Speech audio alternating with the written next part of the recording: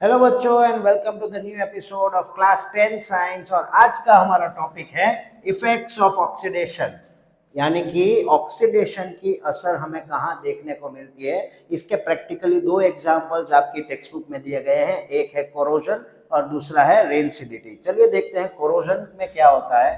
Corrosion में basically slow destruction होता है किसी भी मेटल का, यानी कि जब कोई मेटल ऑक्सीजन या तो वाटर के साथ रिएक्ट कर लेता है तो वो कोरोड हो जाता है, यानी कि कोरोजन प्रोसेस हो जाती है, वो रस्ट में कन्वर्ट हो जाता है। इसको हम रस्टिंग ऑफ आयरन भी कह सकते हैं।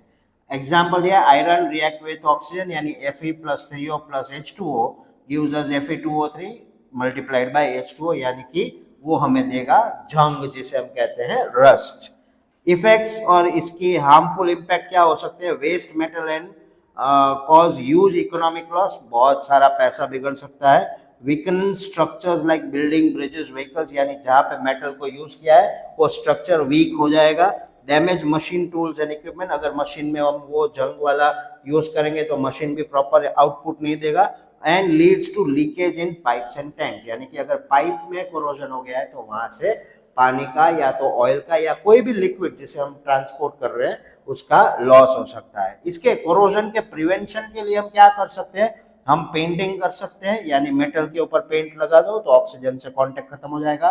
गैल्वेनाइजेशन कर सकते हैं, यानी जिंक का कोटिंग कर सकते हैं। ऑयलिंग या तो ग्रीसिंग, यानी ऑयल या ग्रीस लगा सकते हैं। यूजिंग स्टेनलेस स्टील, यानी कि एलॉयज को भी हम यूज कर सकते हैं। और उसका इलेक्ट्रोप्लेटिंग भी, यानी कि इलेक्ट्रिसिटी की मदद से दूसरा लेयर लगा के उसको हम वापस यूज कर सकते हैं। ये था first part of effect of oxidation, यानी कि कोरोजन।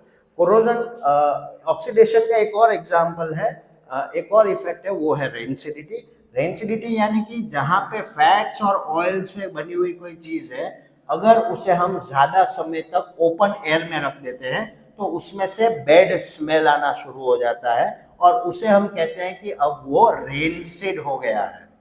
यानी कि फैट्स और ऑयल्स में बना हुआ खाना जब ऑक्सीजन के साथ कांटेक्ट में आता है तो उसका स्मेल बिगड़ जाता है, उसकी टेक्स्ट बिगड़ जाती है, उसका टेक्सचर बिगड़ जाता है। जैसे कि फॉर एग्जांपल, अगर आप BMW खोल रहे हो, BMW से मेरा मतलब है बालाजी मसाला वेफर, अगर आप खा रहे हो और खाने के बाद आपने थोड़ी बहुत चिप्स जो है वो ओपन एयर में रख दी है, अब वो ओपन एयर के ऊपर क्या होगा कि भाई ऑक्सीजन जो एटमॉस्फेयर में है वो उसके ऊपर रिएक्ट करेगा। आप 2-3 घंटे के बाद अगर वो वेफर खाओगे तो उसमें से जो क्रिस्पीनेस पहले थी वो बदल जाएगी, वो चली जाएगी, राइट। तो इसकी इफेक्ट्स क्या होगी, food become stale and unfit to eat, loses flavour, taste and nutrition, some products में form harmful compounds and causes digestive problem, यानी इसकी ऐसे रेनसीड प्रोडक्ट्स को खाने की वजह से हमारा पेट भी बिगड़ सकता है। और इसका प्रिवेंशन क्या हो सकता है, तो हम फूड को एयर टाइट कंटेनर में रख सकते हैं, फूड को ठंडी जगह पे या तो रेफ्रिजरेटर में रख सकते हैं। Exposure to air and light को हम जितना अवॉइड करें उतना अच्छा है। और एंटीऑक्सीडेंट्स यूज कर सकते हैं। ज्यादातर जो चिप्स मैन्युफैक्चरिंग कंपनीज होती है तो वो एंटीऑक्सीडेंट्स यूज करते हैं, यानी अपनी पैकेट के अंदर ऐसे गैसेस डाल देते हैं जिसकी वजह से उनका डायरेक्ट कॉन्टेक्ट टू एयर बिगड़ जाता है। और अगर डायरेक्ट कांटेक्ट टू एयर नहीं हो रहा है तो वो रेनसीड नहीं होगी। जैसे कि चिप्स के बैग्स में नाइट्रोजन गैस को डाला जाता है, वो नाइट्रोजन गैस क्या करता है, चिप्स का और ऑक्सीजन का कांटेक्ट ही नहीं होने देता, जिसकी वजह से चिप्स एकदम क्रिस्पी करारी आपको खाने को मिलती है। आई होप आपको ये इफेक्ट्स ऑफ ऑक्सीडेशन समझ में आ चुका होगा। सी यू अगेन टुमारो।